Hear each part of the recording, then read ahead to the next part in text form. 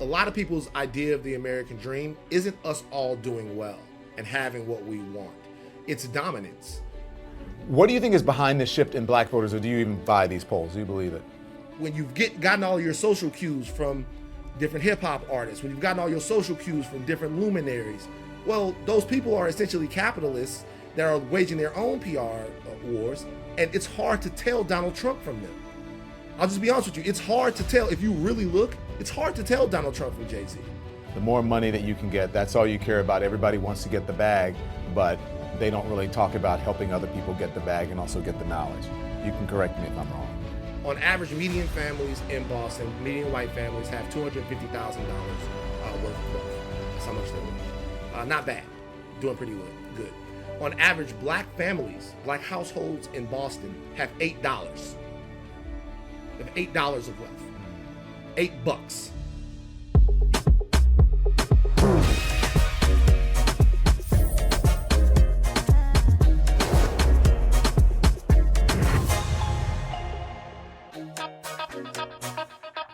Hello, everyone. Welcome back to the Don Lemon Show. And today I'm joined by film and television producer, author, and the host of the Higher Learning podcast, Van Lathan.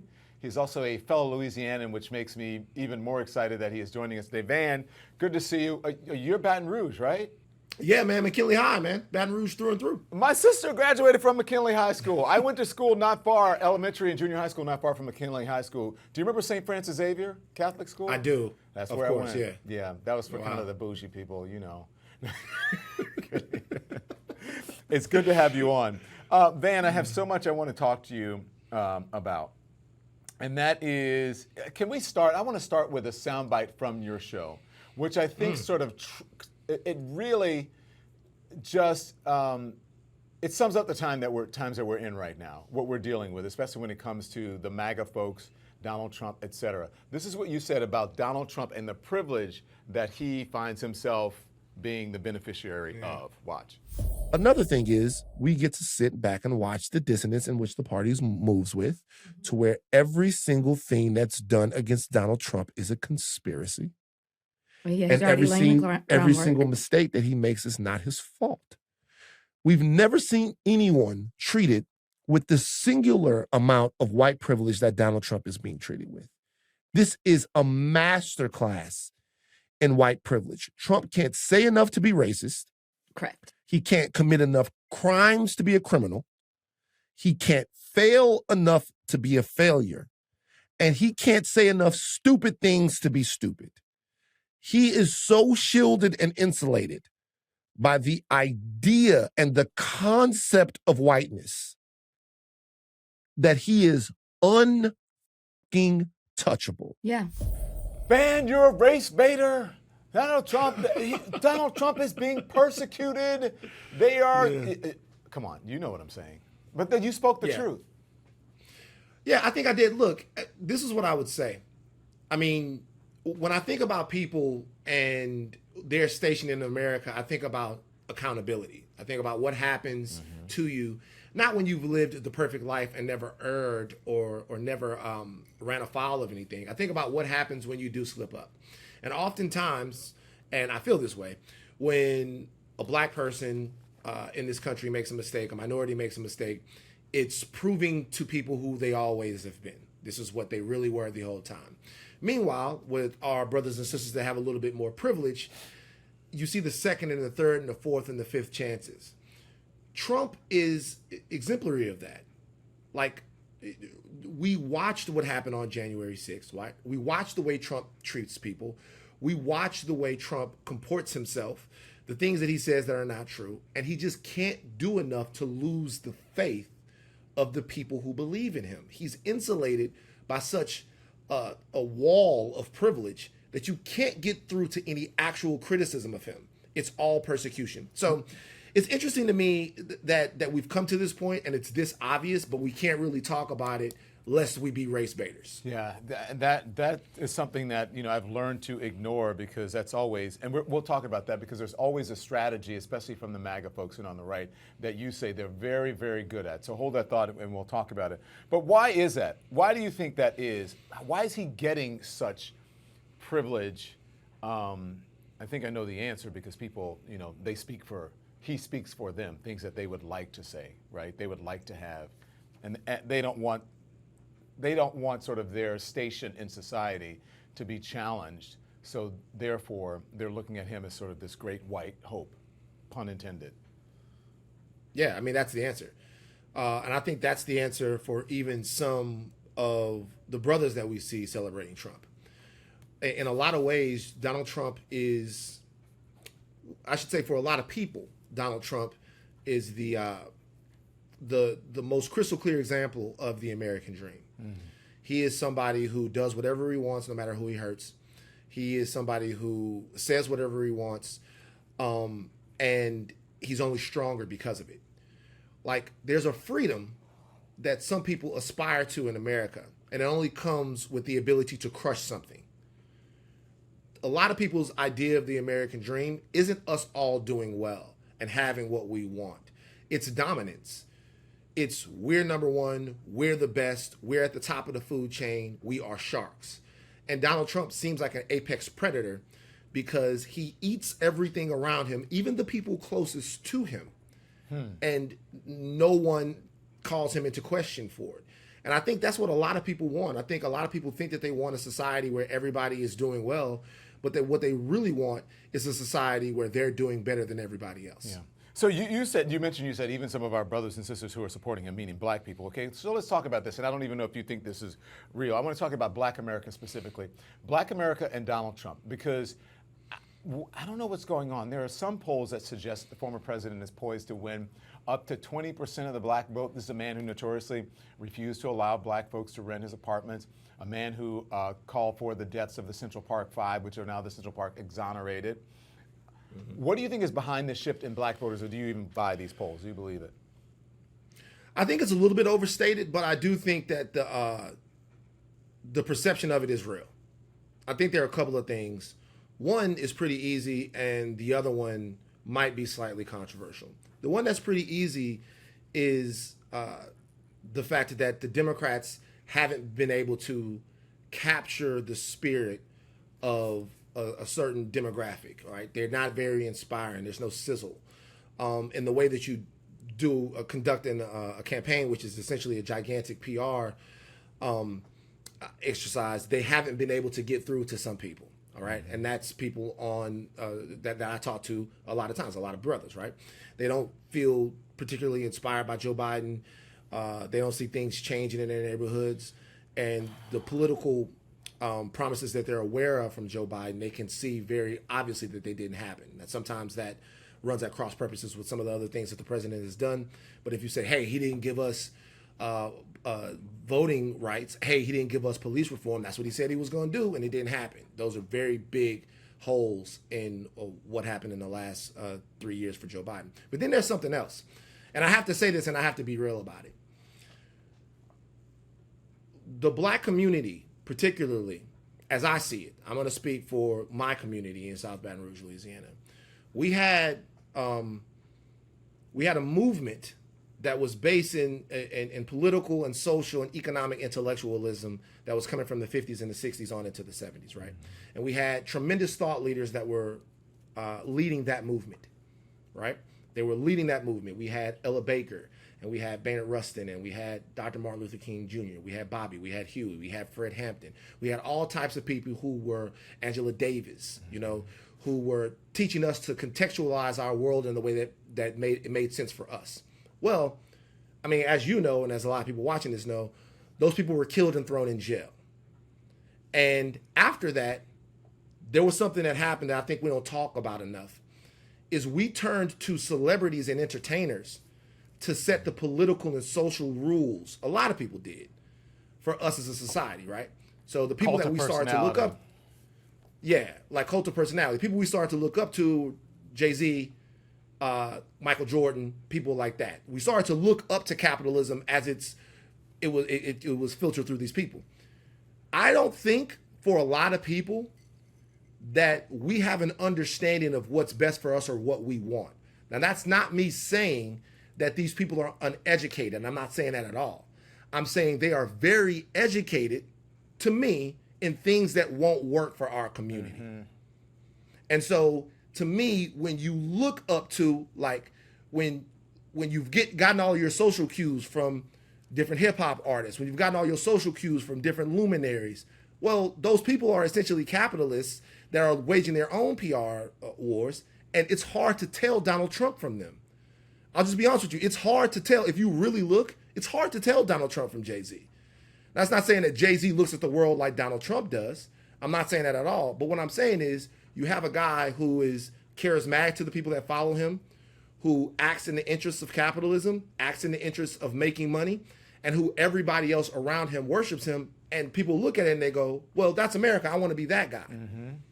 And because we don't really understand, or we haven't discussed enough, right, what it means, what the carceral system means, or what freedom means, what universal health care means, you know, what income inequality means, what disparities, and we haven't really had somebody in the last 30, 40 years to contextualize us, to contextualize these things for us. I think a demigod coming along at this time and captivating some people in our community, we were rampant and ready for it. Okay, so listen, not that this is a pushback, but when I was thinking, like, well, I think Dr. King was a huge personality and a celebrity, but his celebrity came from being a social justice warrior, right? A criminal justice warrior, a civil rights warrior. It didn't come from something else. He wasn't a rapper. He wasn't an entertainer. He wasn't the celebrity apprentice.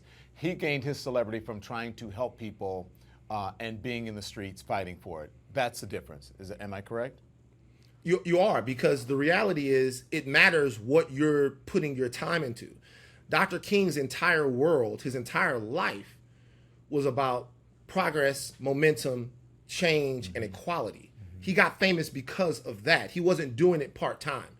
When you are a rapper or an actor, you got to rap and act and then read the books on the plane. That's not what we need. What we need are people who are reading the books to put it out there, and then on the plane, they listen to the music. Yeah.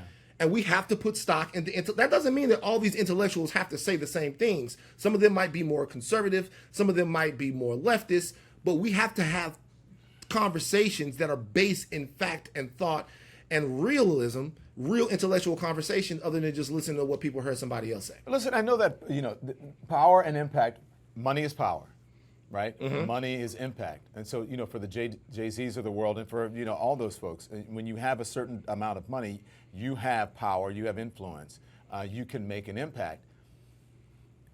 I would say there is, you know, there's some credence to that. But I don't think that capitalism should be the end-all, be-all. And I think that's where we've gotten to now. The more money that you can get, that's all you care about. Everybody wants to get the bag, but they don't really talk about helping other people get the bag and also get the knowledge. You can correct me if I'm wrong. No, you're not wrong. This is what I would say. There's absolutely nothing wrong with using your celebrity to affect social change and to prop up people that are doing this. We talked about something on Higher Learning today. Bill Maher was talking to Charlemagne, and they were talking about how hard it is for African Americans to get ahead in the country. Do you have to work 10 times as hard? Do you have to work 5 times as hard? So just very casually over the last couple of weeks, I've been looking up income inequality in cities. The Boston Celtics just won the national, not the national championship. They just won the NBA championship. I'm thinking college. I always think college sports. And I was looking up the difference between black people and white people in terms of wealth in Boston. On average, median families in Boston, median white families have $250,000 worth of wealth. That's how much they're worth. Not bad. Doing pretty good. On average, black families, black households in Boston have $8. They have $8 of wealth. $8. That's what they have. In Baltimore, it's 0. So what I'm saying is you can't Jay-Z your way out of that. You can't philanthropy your way out of that. You can't message your way out of that. You have to pinpoint the problem, understand the systemic reality behind the problem, organize, mobilize, and attack the problem. And that only comes through information. That only comes through information. And when you see disparities that are that striking, to me, it makes me take things a little bit more seriously, like what kind of change can I affect in my own lifetime? So let me just say, the whole reason I'm doing this show is, and why I came back, because I could have just sat on my laurels, as they say. Right, you're rich.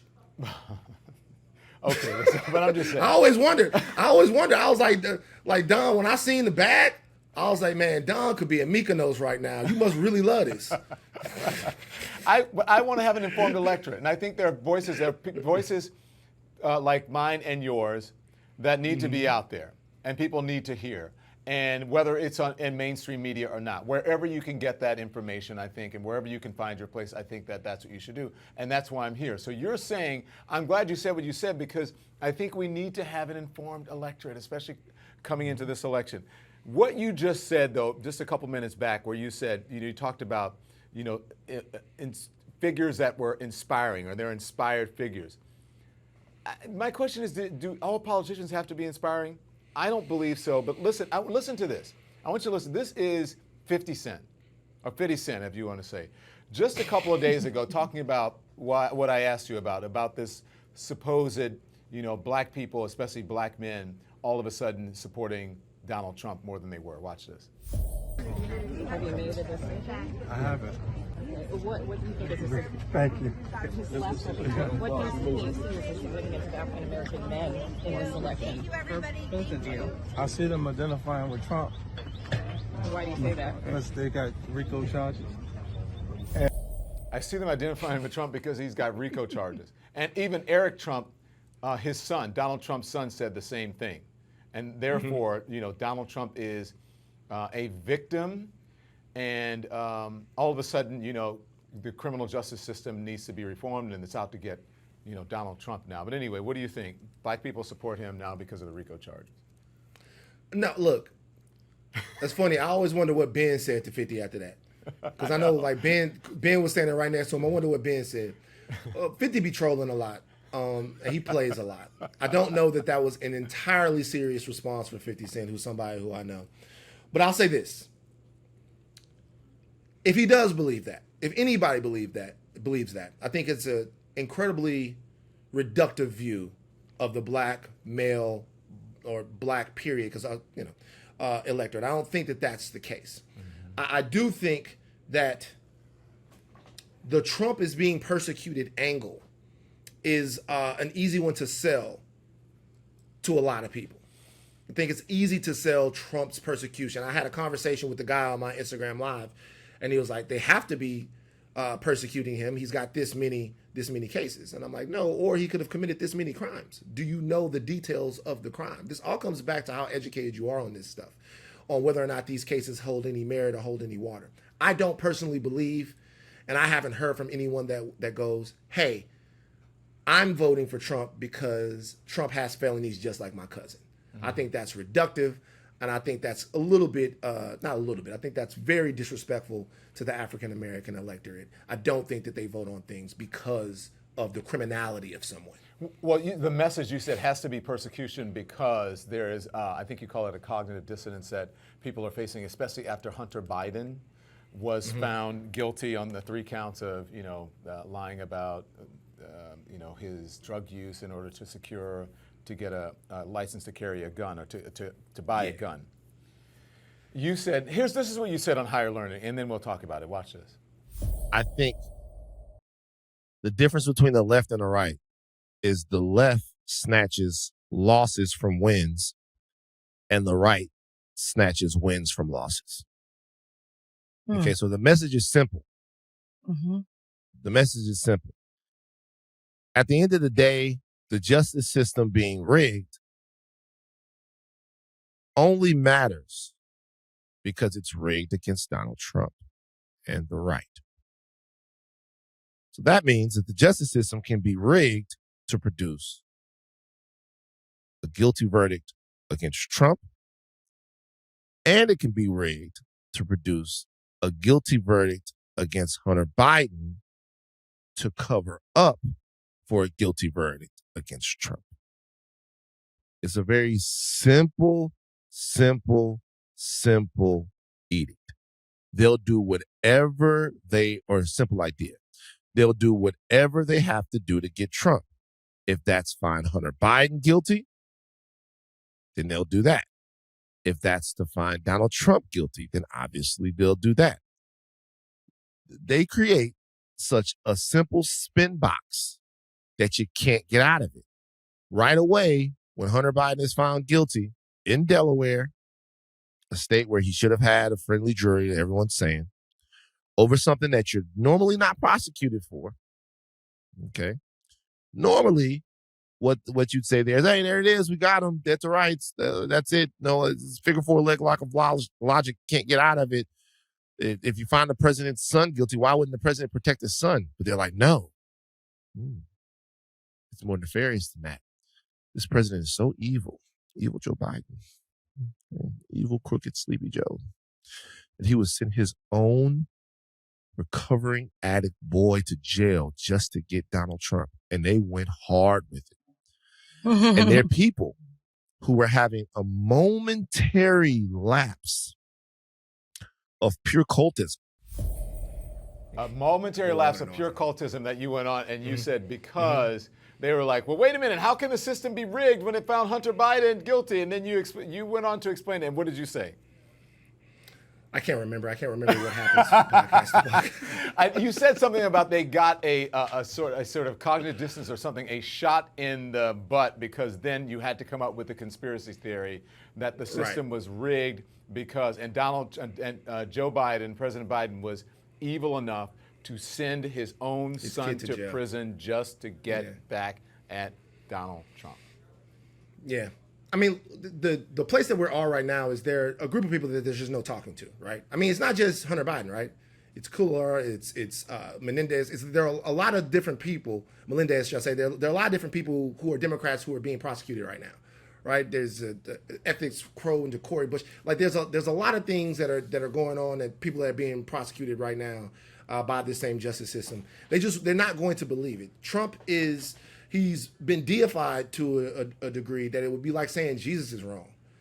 You know, it's like you can't get around it. So the only thing that I'm saying is that to me makes me just elevate issue-based conversations. Right. When you're having a conversation with a MAGA Trump supporter or someone, don't spend the entire conversation talking about what a bad guy Donald Trump is. When they say, hey, Donald Trump increased jobs and he deregulated everything and did all this, just go, okay, how did he do that? Tell me what he did. Donald Trump is going to do this. He promises this. He did that. Oh, he said he was going to build a wall. Okay, did he build the wall? Why didn't he build the wall? And did Steve Bannon come and steal the money from the wall? Right? So like just be specific, but that also brings into it being educated about policy and things that have happened in the Trump administration and now in the Biden administration as much as you can. Did you see where he, allegedly went to the black church the other day, supposedly in Detroit? There were a lot of black church full of white people? That's what I was going to say. There's a lot of white. We have video of that. You can just run the video. You don't have to run the sound. But there were a lot of white people in that congregation, which made me think that it was sort of the same thing as the Bronx. Right, where you bust people in because the Bronx is mostly black and brown people.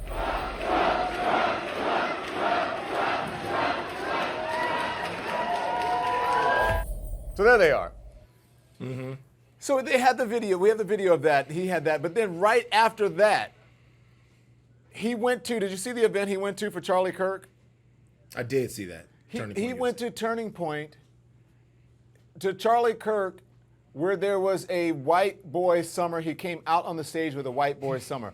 I don't understand, how is that appealing to black people? And why would someone like a Byron Donalds, a Tim Scott, and a Ben Carson, why would they even want to be his VP? You know what's funny? Is for Tim Scott and Ben Carson, I'm not surprised, right? Tim Scott, honestly, is one of the biggest enemies to black people in America, as far as I'm concerned. Whoa. And the reason why is because, in my opinion, he's a double agent. He's someone who says, hey, I'm going to work on police reform, but qualified immunity is a poison pill. We're not going to get it done. So we're not going to get it. He's an obstructionist to those things when he should be an advocate. Ben Carson is what he is, a ruined legacy and all of that stuff. Byron Donalds, I'm surprised at. I'm surprised at him because of all the people on the right, the Republicans that I am afraid of, he was one of them. He was one of them because of his story. He was one of them because of the way he communicates. He was one of them because when I look at him, I go, that's before, not now. Before, I looked at him and I went, that's a black man that just happens to be on the right. He would talk and he would sound black. There's a thing with him. Like, he didn't have the Tim Scott, Donald Trump is the guy we need to put. He didn't have any of that. It didn't turn me off that way. But he has made such a fool of himself in trying to curry favor with Trump now that he's jumped into that other side. He's jumped into the side of people who can't be taken seriously. He is not The reason saying, because I love you, he's not on stage saying that, but he is saying that black people were better off during Jim Crow than they are with Joe Biden now. Just a ridiculous thing to say if you want to be taken seriously by anyone who's self-respecting and black. By anybody who's self-respecting and black. Just a ridiculous thing to say. Like a stupid, it's disqualifying in a lot of ways. For the reasons why these guys do this is simple to me. They're politicians. Don, I am to the point now where I want to elevate the voices of people, talk with people, and connect with people. I just think there's so much fakeness and career-oriented glad-handing and sycophant type shit going on in politics that I just don't believe that anyone is operating with any sense of genuineness anymore. Integrity. So, integrity, right. So Byron Donalds wants to be closer to power. He wants to suck at the teat of Trump. And it doesn't matter what he has to say. You put it he's another way, but I'm not going to say what you yeah, that I do remember. Yeah. Anyway, you talked about stuff on the lip. Here's the thing, though. Is he going to pick any of those three, you think? Do they stand a snowball's chance in hell? Maybe they do. I don't know. It would be smart if he did.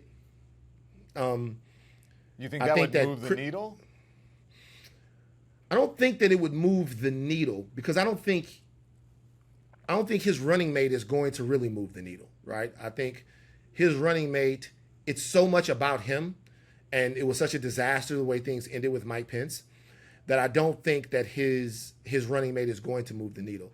I do think if we're talking about in small increments of people, if there is any truth to the fact that some black men are warm and fuzzy about Trump, popping up on the stage with Byron Donalds, not Ben Carson, and not Tim Scott, that might actually, Byron Donalds had a weed charge.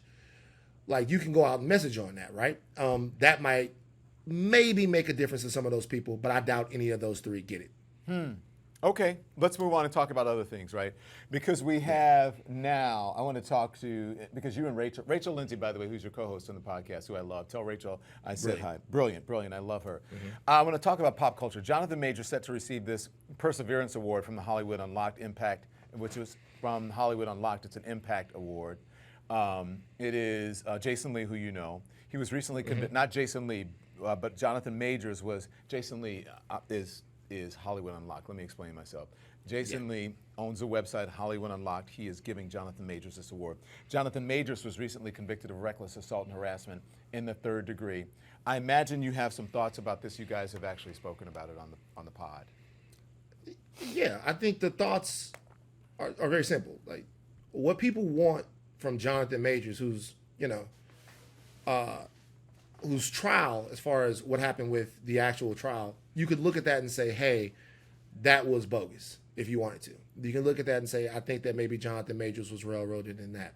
However, since that happened, there have been enough other accusations of impropriety, anger, bad treatment of people, to where you can say there's a problem there, there's an issue there.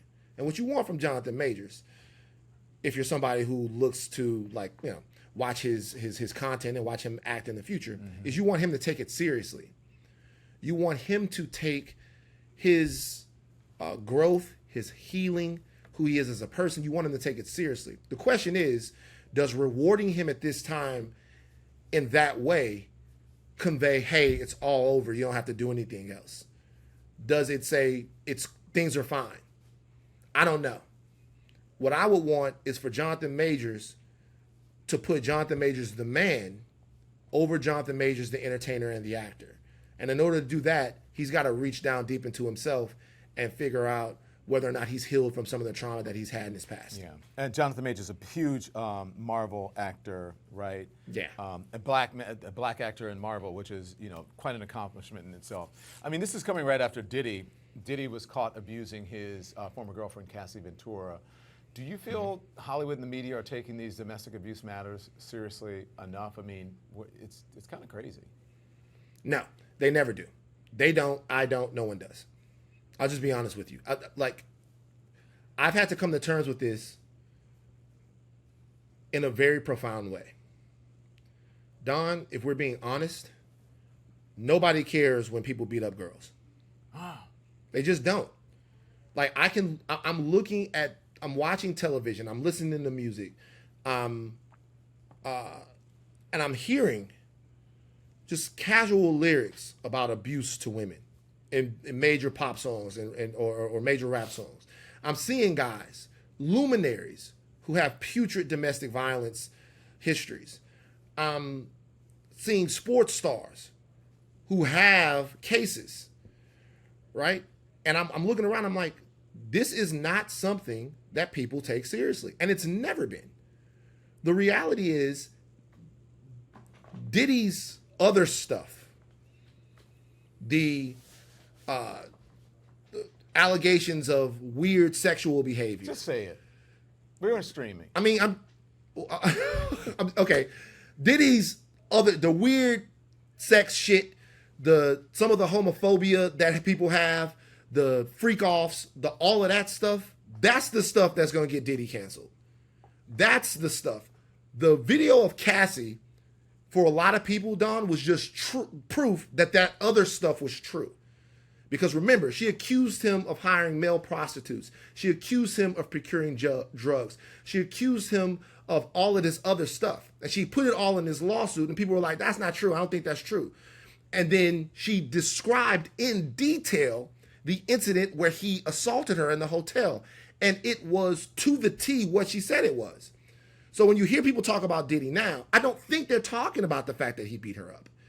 I think they're talking about the fact that Diddy allegedly likes to have sex with guys, the fact that Diddy allegedly is some kind of sex trafficking, sex trafficking guy, all of that stuff. That's the stuff that they actually feel like is unacceptable for him.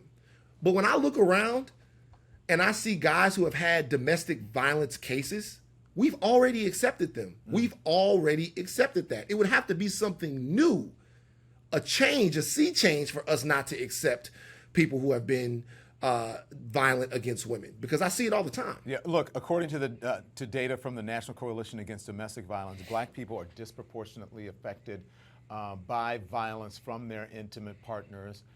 And I feel like this is something the community should be talking about. I thought it was something that the administration should be talking about out on the campaign trail. And look, this is just me. I was saying, look, the vice president should be talking about this, but everyone said, there's nothing in it for her. There's nothing in it for them. They should stay far away from it. But you and Rachel don't stay far away from this. You guys discuss this stuff. Yeah, I mean, look, the reality is, if we want to create safe societies, we have to create safe societies for everyone. And we can't value men so much more than women, that we allow women to be hurt and destroyed. And that's what's happening. I mean, that's what's happening in a lot of these intimate situations. And look, I'm not saying that I'm not guilty of it. Like, I would look at some of these luminaries, and I named them on the podcast, Dr. Dre, Floyd Mayweather, Terrence Howard, whoever it is, right? Whoever it is, I would look at these guys and I don't think abuser. Now, I'm not saying that these men don't deserve the opportunity to go forward and rehabilitate themselves and become better people. The question is, have we asked them to do that? Did they have to do that? Right? And that's the question that you'd ask about Jonathan Majors, about some of the other stuff. Is he doing the work to put into Jonathan Majors the man so that we can be okay going to watch him in movies, which in the long run, Don, is not that important. Yeah. Okay, you mentioned this a little bit earlier, because you said we have to stop making white racists famous. You put that on Instagram. This is a reference to TikTok influencer casually using the N-word. Break that down for me, if you will. Black pain is like vibranium. It's an incredibly valuable commodity. It's so valuable. The weaponization of black pain is one of the ways that you can achieve what it is that you want to achieve in America. I mean, you kill a black man, we all go crazy, rightfully so, and then the next thing you know, you got $2-3 million in your GoFundMe. This lady came out. I never heard of her before in my life. I don't know who she is. I don't know where she came from. She casually said the N-word. We ran it up, made her name real hot all over the internet. The next thing you know, she's on Newsmax. She's talking to different people. Now she's going to go into conservative media. They don't care that we're mad. They like that. Anger, for them, leads to fear. And they want to keep us scared. So how about this? If the person that said the N-word isn't some type of person with actual influence, and I'm talking about like a CEO that hires and fires people. I'm talking about a politician that makes policy. I'm talking about somebody in the media who can craft opinion. If it's not someone that actually matters, how about we just like let it go? How about we don't fixate on it? You think you don't have to call it out? You don't think we should call it out? It depends, man. I'm like, I think we need to call out bad behavior, but there's only so many bullets in the gun, right? You want to go, I'm from Baton Rouge. I want to go around in every single aspect, blowing up people that have said, I mean, we could, but the reality is, are we spending enough time on us? Because the thing is, that woman got fired and then she leveled up. She a star now. So what did it do? We created another villain. And you're right about that. Look at what happened with Kyle Rittenhouse, right? He's Same not thing. guilty, but he was a star. He was made a star. Look at the woman from Central Park with the dog. Remember that? Yeah. Well, yeah. I mean, The question is, in the long term, it's not about, I mean, you should call out bad racist behavior, right? Yeah. But when you share it, her name goes crazy. It goes viral. She makes higher learning. We talk about her higher learning to do the whole thing. It just doesn't serve us. And I think we need to be a little bit more strategic in the way that we deal with some of this stuff. That's all. okay. Let's talk about the WNBA because there's been a lot there to discuss, and I've been wanting to discuss this with you, Van. I tried to get you on last week, but there had some issues. So, Van, I apologize. Van had some issues. He wanted to beat me up because of Not true. Not true. Never. Never. All right, I want to talk sports. Because much has been made about these clashes between Angel Reese and Caitlin Clark on the court. There have been some fouls, some words were exchanged. Is this rivalry, worth all the attention that it's getting? Because we see this all the time in the NBA. They trash talk, they foul each other, they do whatever. Is it wrong? Is it the wrong kind of attention for the WNBA? I kind of like that it's at least in the conversation, and that maybe there will be some equality in the way it is discussed, in the attention that the WNBA gets, and then, once the NBA starts making more money, that the women of the WNBA will be able to get more money, better pay, more sponsorships, and et cetera. They don't have to go to Russia to really, offset their income. You know what I'm saying? Yeah. Right. I don't think there's a such thing as the wrong type of attention for the WNBA. You don't. There are a couple of realities about the WNBA. Number one is it's high-level athletes playing basketball at an extremely high level. Extremely high level. Number two, it's a young league. The WNBA got started when I was maybe like a senior in high school. It's a young league. The NBA has been around since 1946. So the WNBA is doing well for the time that it's been around. But the third thing is that despite the fact that the basketball has been good and is good, and the ladies are very charismatic and they're stars, and despite the fact that the league is young, the narrative around the WNBA was that it was charity for a lot of people. The NBA owns the league. The league doesn't turn a profit. And so that the WNBA was essentially not worth the business that it was conducting because it wasn't making any money. The NBA does underwrite the WNBA. It puts do. the bill, right? They do. They the pay for NBA owns the WNBA. Yeah, they do. Yeah. So to me, having narratives in the WNBA is just positive. It doesn't matter whether or not the narratives are negative or whether or not the narratives are perceived as being negative, as long as it's not about the competition of the game. Now, if something came out and it was alleged that the WNBA had fixed it so that the Aces won the championship, obviously that's terrible because it undermines the competitive spirit of the game. But if we're talking about two players who don't like each other, and if we can't stop talking about it, that's good for the league. Amen. That's good for the league. I agree. And so to me, everything else that everyone is talking about, I think the perception is like that because people expect women to be better behaved than men. And so when they're seeing this, they're like, oh, they be playing like that? Yeah, they be playing like that. That's how they play. They want to knock your ass off. They don't want her to come shine and score 30 points. They don't want that. That's the point. Like they don't want her to get off. They don't think it's dope that she come in there and set fire to the whole league. They think they better than her.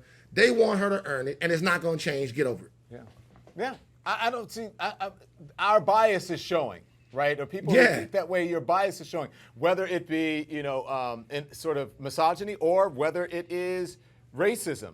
Because I had Jamel Hill on the show very recently, I think it was a week or so ago, and Jamel, she has nothing but love for Caitlin Clark. However, she mentioned that in addition to Caitlin Clark's skill and her popularity of her style of play, she said, quote, she's from Iowa, and then she said, what'd she say? She says she's from Iowa, she's also straight, she said, and she's white. And I'm curious about your thoughts about this. What do you think of these conversations around identity with Caitlin Clark?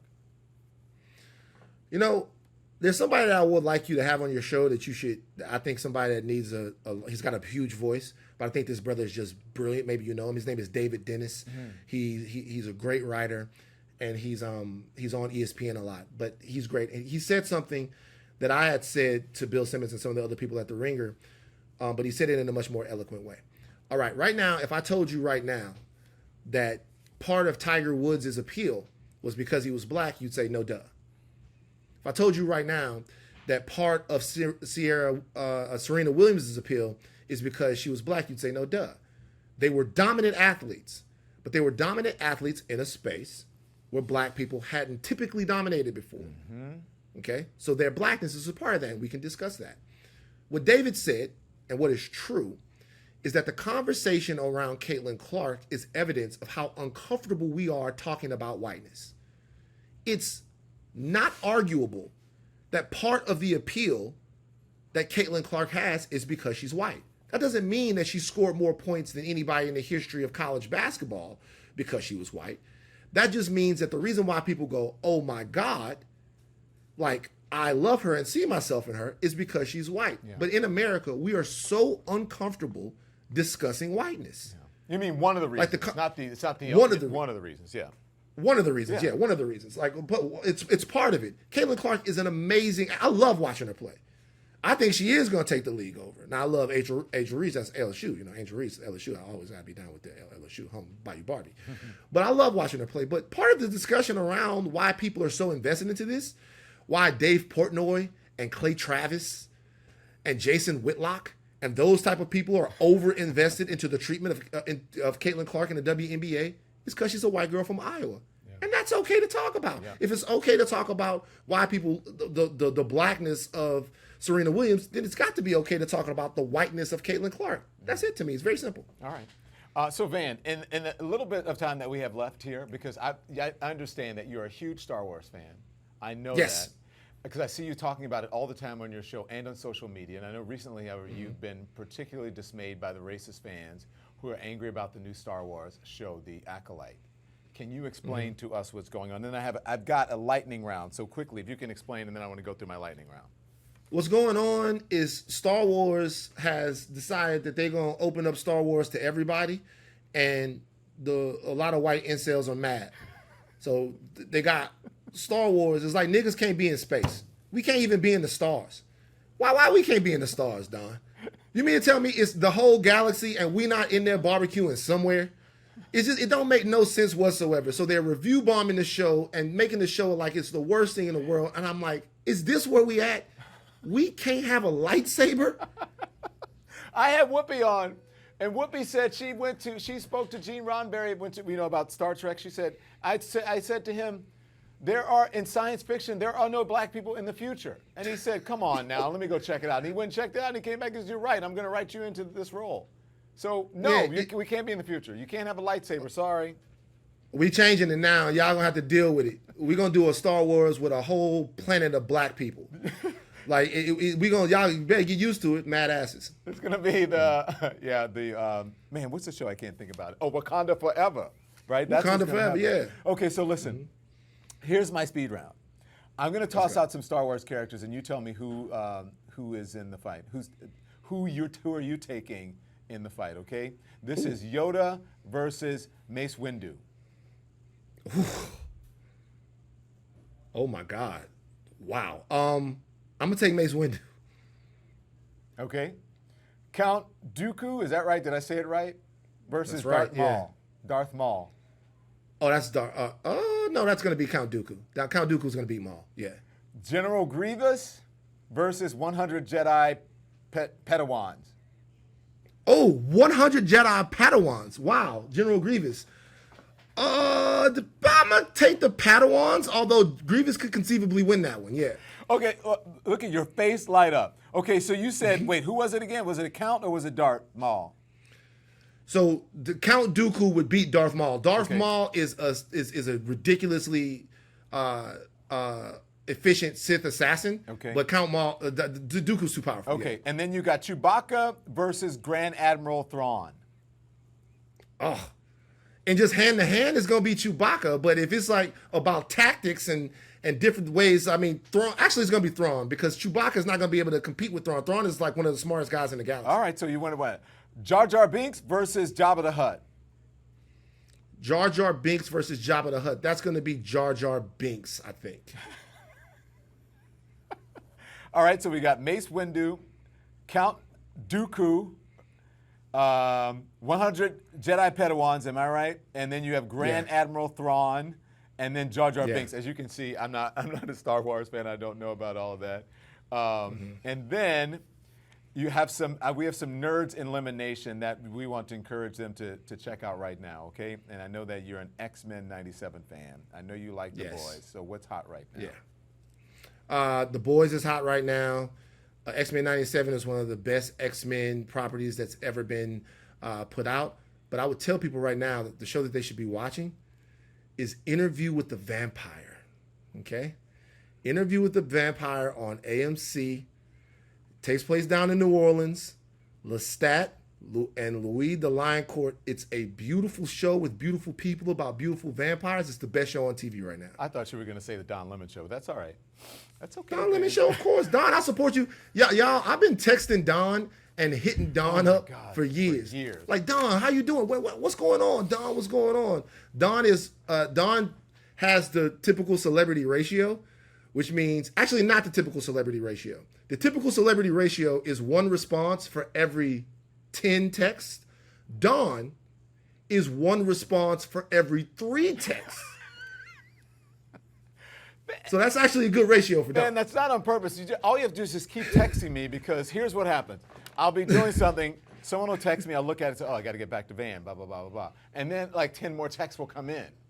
Yeah. You know what I'm saying? Celebrity ratio. Yeah. Yeah, I get it. Van, anything else you want to talk about the importance of what's happening in November, about being informed, which is why we both do what we do, about being from Louisiana, black men, who knows? You know, you went to school in the bottom.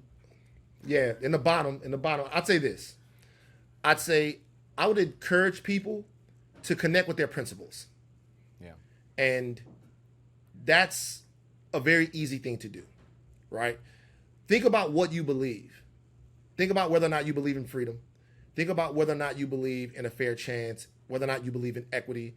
Think about whether or not you put the strength of this country in its middle class, in the people that actually make this country go. Think about how you see America. And if you see America in a place where the people that have the most make the rules, where the people that can dominate the most take advantage of those under them, if you see in America where Goldman Sachs and the rest of these banks call the shots and make the rules for your life and you pay X amount of percentage in taxes and billionaires don't pay anything. If you think that's fair, then I would say go to the polls and vote on that. But if you care about how your mama doing and how your grandmama doing and how your cousin them doing and how long people get jail sentences for, if you care about farmers, if you care about people in McDowell County, West Virginia, a white county that's a Trump county, but that has the highest rate of drug use in the entire country. If you care about those people, think about what it means to vote for their interests and your interests. And just go there and do that. Yeah. But vote because of your principles, not because of what somebody can convince you or trick you to do. And not because you're inspired. Not every political figure can be a Barack Obama or anybody else who's inspiring, and even a Donald Trump for that reason. But I'm just saying, your politician doesn't have to be an inspiration. What should inspire you are everyday principles, as you say, and what's good for, as they say, supporting the general welfare. All right, the greater good. Van, I watch you all the time. Higher Learning Podcast is one of my go-tos. Make sure you say hi to Rachel Lindsay. You guys go and check out Higher Learning Podcast. Make sure you hit the thumbs up button, like, and subscribe. How's that? All right, peace. Tell Sam Cedar I said hello. I love him. All right. All right, peace. Thanks for watching The Don Lemon Show. Make sure you click on the image in the top right to subscribe to my channel and the thumbnail in the bottom right to watch more content from my show. And I'll see you next time.